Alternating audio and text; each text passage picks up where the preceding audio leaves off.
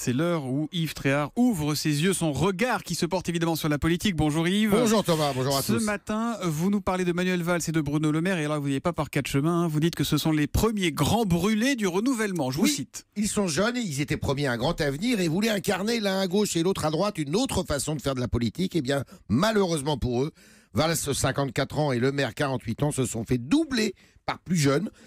Emmanuel Macron, 39 ans, ni de gauche ni de droite, et aujourd'hui président de la République. Le renouvellement, c'est Macron, quand Valls s'est fait écraser au second tour de la primaire socialiste, et que Bruno Le Maire, ridiculisé, lui, à moins de 3% à la primaire de la droite. Manque d'audace ou d'intuition, d'originalité ou de spontanéité, Valls et Le Maire n'ont pas su prendre les risques de Macron. Ils sont restés prisonniers de leur famille politique, des vieux schémas, et cela leur a été fatal. Alors, il faut toujours être prudent parce que c'est bien connu, on n'est jamais mort en politique, mais là, le risque qu'ils prennent, c'est en plus celui de l'humiliation.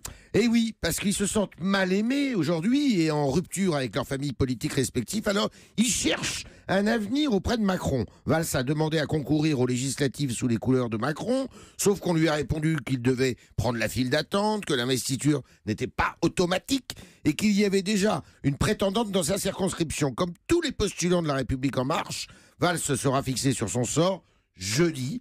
Et la vengeance est un plat qui se mange froid, Thomas.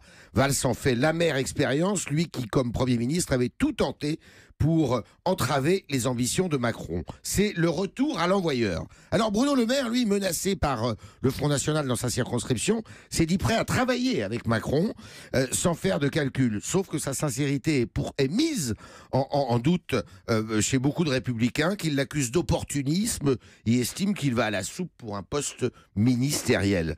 Si ni Valls ni Le Maire n'obtiennent satisfaction, leur image sera plus celle d'acteurs du renouvellement, mais de la traditionnelle petite cuisine politique. Ce serait aussi une façon pour Macron de montrer qu'il n'a besoin de personne, d'en faire deux exemples en quelque sorte. Eh ben voilà, Macron fait le pari du renouvellement absolu. Il veut continuer à casser les codes jusqu'au bout. C'est sa marque de fabrique. Merci beaucoup Yves Tréhard. Merci.